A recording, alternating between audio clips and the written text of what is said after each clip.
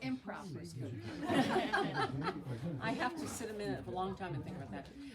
I'm here because I've known her for many, many years and have always enjoyed her writing and her. We have a good time together, and one of the neat things is humor, and that's in all her books. And what makes her books very unique to me is there's a letter L, and there are two L's that make the book great, and one is for learning, and one is for laughing. And I love them over and over.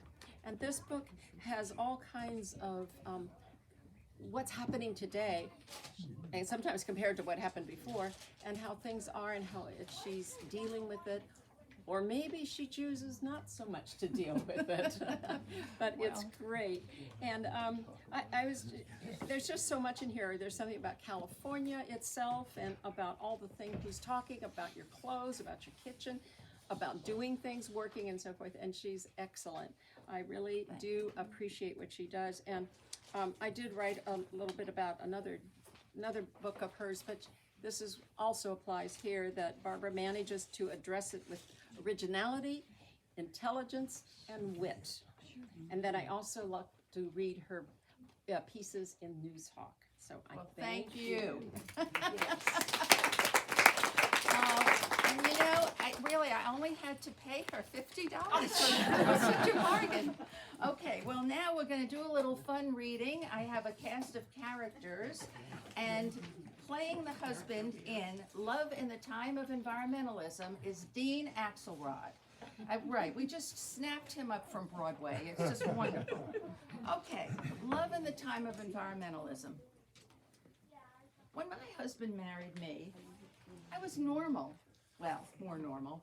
I drove a combustion engine car. I took long baths. I threw out used aluminum without washing it. I didn't stock grocery shelves looking for the magic label organic. And I didn't agonize over the impending extinction of wildlife. In those days, I was blissfully unaware of global warming. True, Rachel Carson had written Silent Spring, which was full of dire predictions, but the threat seemed light years away. I had no reason to believe mankind wasn't totally in sync with the natural world. Now, unfortunately, I know better, and much to my husband's chagrin, I've gotten on the environmental bandwagon, big time. Being married to me, he can't help but being concerned about the planet's decline too, but let's just say he's more relaxed about it. My husband drives a hybrid car, which is in his favor, but he also lets the water run while doing dishes, which is not. Sue me. So just as my leaving lights on all over the house irks him no end, his letting the water run is like nails on a blackboard.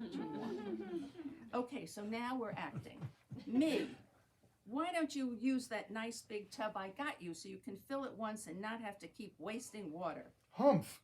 You're lucky I'm doing the dishes at all. Me. I'll have you know that Lake Mead has dropped 130 feet since 1999 because the Colorado River is drying up. Soon there will be too little water flowing into Lake Mead to activate the turbines of the Hoover Dam. If we don't conserve water, you're going to be doing dishes by candlelight. Him ignoring my premise. Instead of spouting statistics while you give me the death stare, why don't you go into the garage and sort some of the garbage you have stored in there? Me indignantly. Those salvaged items are not garbage. They are treasures, temporarily between homes. Him blithely. I guess one man's treasure is another man's trash. Well, head held high, I march into the garage where, yes, I do have a few piles meant for various destinations. But let me assure you that despite my husband's testimony to the contrary, in no way does our garage look like a trash distribution center. Besides, I intend to drop these things off someday. After millennia together, my husband and I seem to be on different sides of the environmental divide.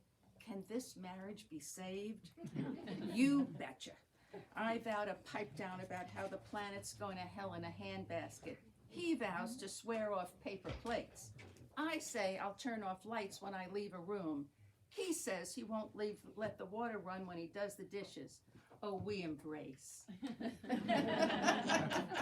And just like the ending of an old Hollywood movie, the music swells, the backdrop turns into a big heart, and we tootle off into the sunset in our hybrid car's EV mode, destination recycling center.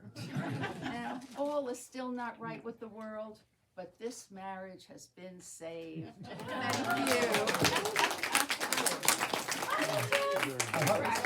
I hope you all noticed that how many times she said, "I do the dishes." No,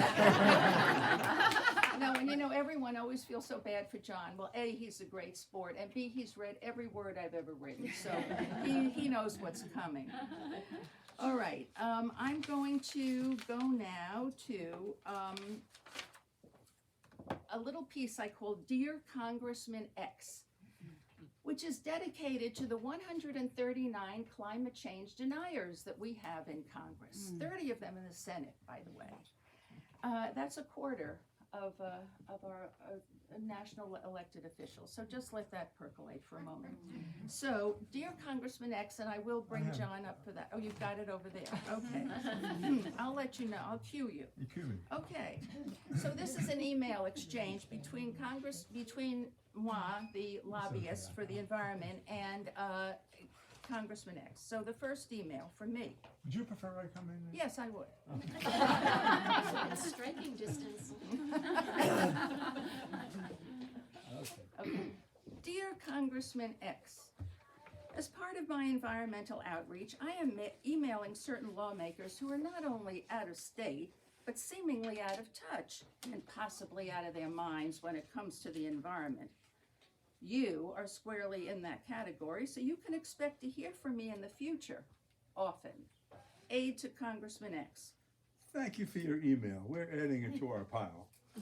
Second email. Dear Congressman X, it has come to my attention that you have a D- on the report card of every environmental organization in this country. On the plus side, you are indeed a great friend of the work of working men and women, and I applaud your efforts to preserve their jobs. Doing this by propping up the buggy whip industry, coal mining, however, is misguided. Instead, invest more in the green economy that is creating millions of well-paying jobs. Reply, aid to Congressman X. Thank you for contacting Congressman X. He's never heard that line of thinking before. Signed with laughing face emoji. Oh, dear Congressman X, I know you are staunchly pro-business. I'm pro-business myself, but did it not occur to you that if our species goes extinct, which is as well on the way to going, there will be no customers to buy your supporters, read campaign contributors, wares? Reply. Glad you're not wasting paper on your worn-out arguments. Oh, this is my fourth email. Dear Congressman X, would it surprise you to know that the elite eating club you frequent during those long breaks between sessions is powered by solar panels? Why do you think your dues are so reasonable? Oh, take your nose out of the Wall Street Journal and smell the fresh air, brought to you courtesy of the Clean Air Act. And that water the white-gloved waiter is pouring, I bet you never doubted that it's pure, unlike the water in some of the countries where you go on fact-finding missions, and always insist on the bottled kind, even to brush your teeth. Would you have voted for the Clean Water Act? Probably not. Now you're taking on the whole U.S. Congress? Oh, dear Congressman X, you are old. Now, I make allowances for that because I am old too. But don't you think the young people might be onto something as they lead the charge for a cleaner planet? Let's give them a future. What do you say? I say I'm erasing your email. The distinguished gentleman does not need to read any more of your claptrap. Well, dear Congressman X, I'm getting fed up with you too. Do you not live on planet Earth? Do you not owe your grandchildren the healthy lifestyle you enjoyed? If the answer to these questions is yes, then why are you voting against every green measure that comes before you? Is nothing more important to you than getting reelected? Oh, sorry, that's a rhetorical question. Real progress can only be made on the national level, so get on board or get out of the way. Watch yourself, Missy. You're one email away from the FBI watch list. Oh, maybe the aide is right. Maybe I should retire from congressional outreach. For some reason, I don't have a knack for painting the bright side of the environmental picture. Perhaps because there is none, thanks to Congressman X. Okay, now for a big finale, we have an ensemble cast here. So, Peter Naylor, Suzette Naylor, Tricia Dixon, Howard Smith, come on up.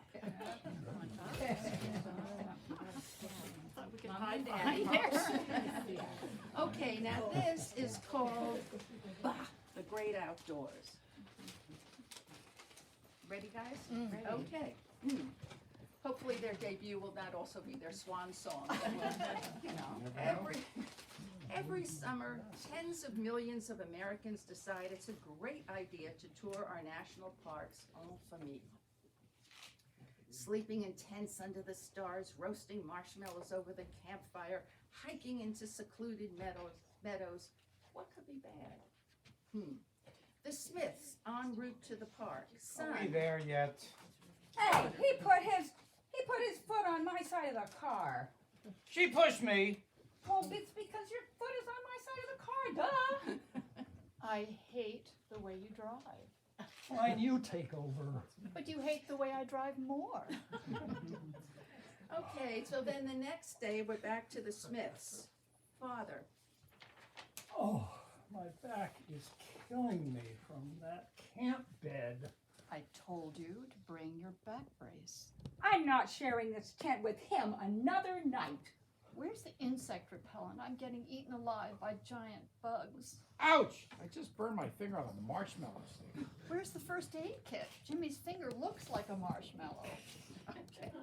All kidding aside, it's a great idea to tour America's national parks, which are justifiably famous around the world for their natural beauty, unique geological features, diverse ecosystems, and recreational opportunities. Starting with Yellowstone in 1872, which set aside in perpetuity for the benefit and enjoyment of the people, there are now 63 national park sites in the United States. Their 84 million acres include deep caves, clear waters, majestic glaciers, and sun-soaked beaches. California leads the nation in the number of national parks. Do you know how many we have? That's right, we have 9 national parks. But Alaska claims the largest national park, which is called Wrangell St. Elias, with over 8 million acres. So Yosemite, Crater Lake, Death Valley, the Grand Tetons, and Arches are among the most exquisite and iconic places in our country. But our national parks mean so much more to the planet than mere photo opportunities. They reduce atmospheric carbon, they preserve wildlife habitats, they protect clean air and water, and they maintain vital ecosystems. Unfortunately, these precious places are under enormous pressure on a number of fronts due to climate change, oil drilling, new development near their gates, fires, and floods. Moreover, congressional funding has fallen so far short of the park's needs that the National Park Service is closing interpretive centers, cutting back on poaching patrols, and letting park roads fall into disrepair for lack of money. Close to home at the Joshua Tree National Park, who's been there? That's a beauty, isn't it? Yeah. These unique specimens, which are actually yucca plants, I didn't know that, are faring so poorly that scientists are seeking protective status for them under the Endangered Species Act. After thriving in the Mojave Desert for 2 million years, the Joshua tree may not last another 200 because of global warming. Still, the visitors keep coming. Since records were first kept in 1904, some 15 billion people have toured our national parks, and attendance goes up every year. During the pandemic especially, these open spaces served as a vital escape hatch for Americans suffering cabin fever. Okay, their popularity brings us back to our touring family, the Smiths, who are now en route home. Mother. I know public school doesn't start for 2 weeks, but I'm sure you don't want to be late. That's why we're dropping you off there now with your sleeping bag. Have a great semester. Bye. Thank you very much. You know, I have another one for an encore, but I hate to have you standing here and wait. You up for one more, or should we just call it? Yeah. You want another one? Okay. This one is called Clothes, Clothes Everywhere and Not a Thing to Wear. Okay. If you need to sit, by the way, I have chairs and they can bring other chairs, so. According to a survey of 1,000 women by the organizing company Closet Maid, how many items do you think the average American woman has in her closet? Anybody? 6. Dream on. Okay, 106. But she wears only 10% of them. Apparently, she considers 21% unwearable, 33% too tight, and 24% too loose. I don't know what's wrong with the remaining 12%, but for some reason she is neither wearing them nor giving them away. Okay, why don't we purge? Studies show we justify holding on to our clothes because A, they cost a lot, B, we have emotional ties to them, or most commonly, we can't face the decision-making necessary to win. Let's face it.